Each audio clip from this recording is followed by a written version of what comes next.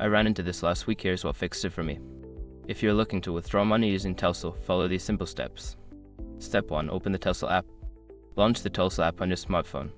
Make sure you're logged into your account. Step 2. Navigate to Wallet. Once you're in the app, find the Wallet section. This is where you can manage your funds. Step 3. Select Withdraw option. In the Wallet section, look for the Withdraw option. Tap on it to proceed with the withdrawal process. Step 4. Choose Withdrawal Method.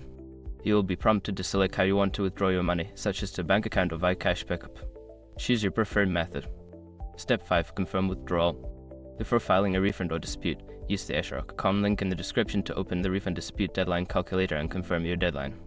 Sometimes, users forget to double-check their bank details, which can lead to delays. Always ensure your information is correct before confirming. I hope this guide helps you easily withdraw your money with Telcel. If you have any questions, feel free to ask.